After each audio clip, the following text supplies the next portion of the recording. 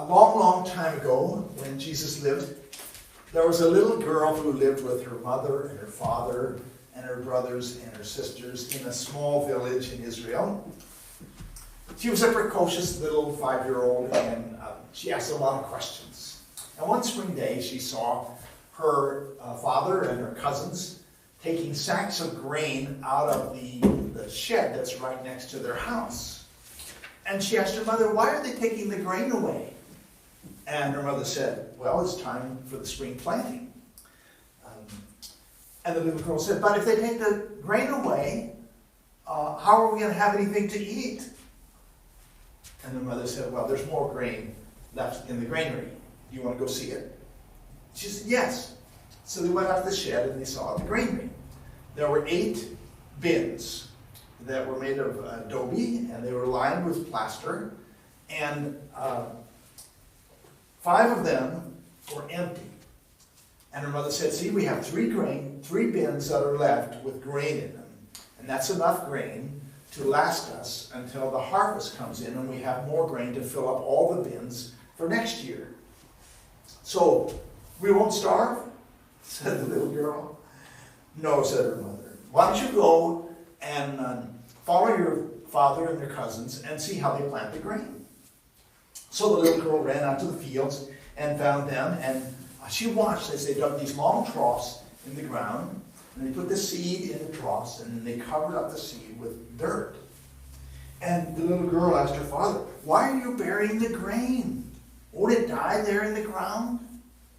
And her father said, "Well, yes, but it has to die in order that it can send up a new plant that will bear many grains of wheat in the summer, so that we can harvest this fall." And the little girl said, "Well, how do you know that the grain will come up?" And her father said, "We don't know, but we trust that God will send a shoot up from each grain, and a plant will come that will bear many grains of fruit, that will have many grains of wheat that we'll have to eat for next year." Life and death. I mean, isn't it interesting that so often something has to die in order for something new to live, to come to life? It seems to be a universal truth. And I think that's what Jesus is saying in today's gospel lesson. We are at the 12th chapter of the Gospel of John. We are approaching the death and resurrection of Jesus. It's maybe a week before Passover, the great festival, when all the people in Israel come to Jerusalem to celebrate the Passover.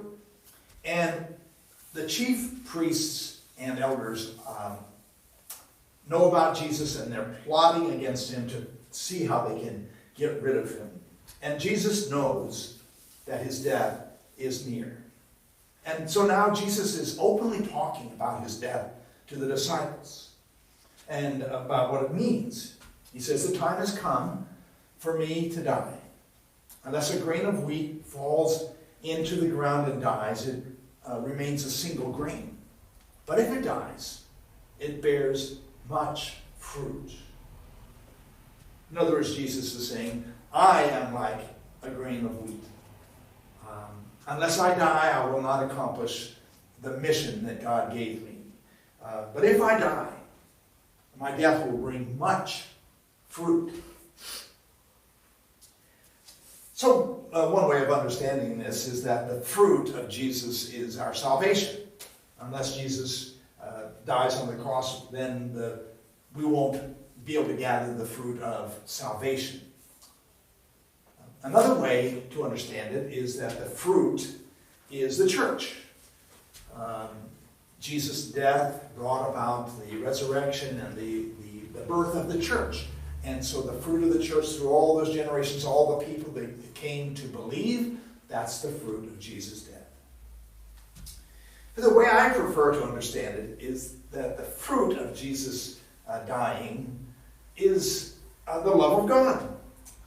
God sent Jesus into the world to bring God's love to the world. It's like planting a seed of God's love. And Jesus' death on a cross was the only way that that seed could grow and flourish until God's love filled the earth, filled all people. Jesus goes on to say in this passage, when I am lifted up from the earth, I will draw all people to myself. In other words, when I am lifted up on the cross to die, I'm going to bring all people to the love of God. So when I see the cross, what I see is the love of God. God loved the world so much that he sent his only son. There's a prayer that says Jesus stretched his arms out on the hard wood of the cross that he might draw all people, that everyone might come within the reach of his saving embrace. Well, sometimes we ask, why did Jesus have to die? Why did he have to die such a horrible death? And the answer seems to be that the seed had to fall into the earth and die in order to produce the fruit of God's love. Something has to die in order for something new to be born or to live. I mean, maybe you've seen this principle at work in the world. A man is a workaholic. He neglects his family and his marriage, and he puts all his energy and all his time into his career and his job performance. He's obsessed with it until finally his wife says, it's me or it's your job.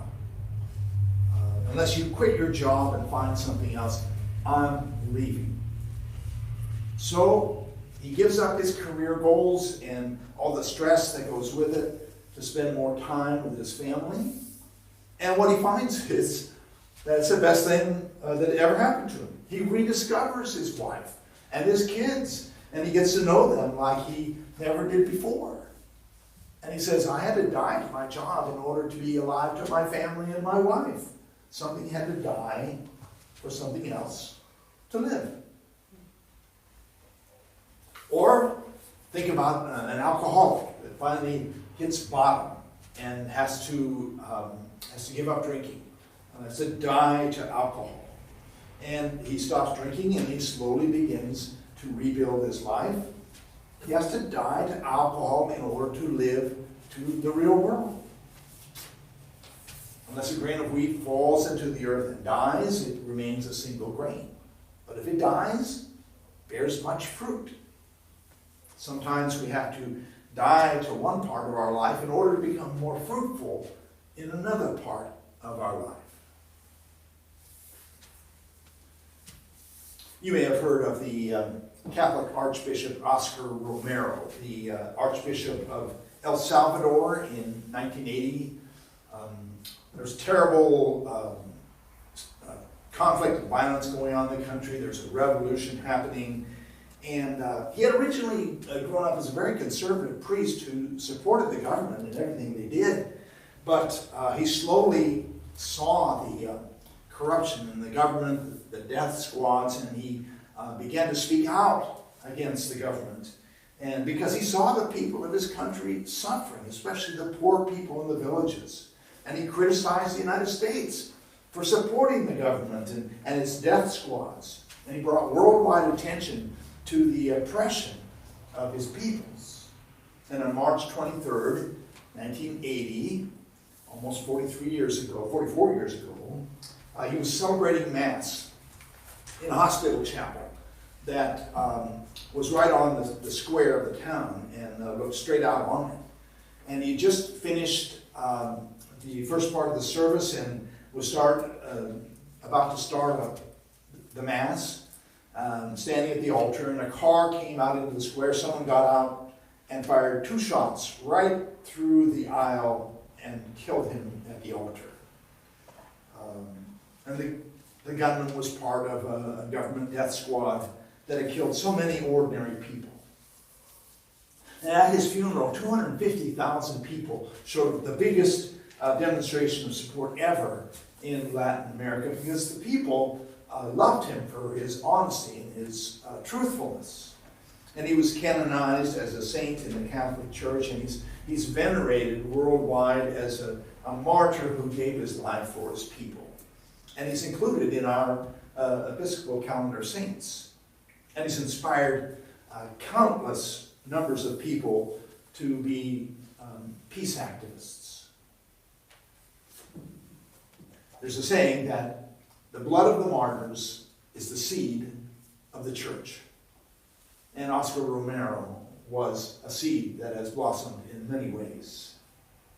Unless a grain of wheat falls into the earth and dies, it remains a single grain. But if it dies, it bears much fruit.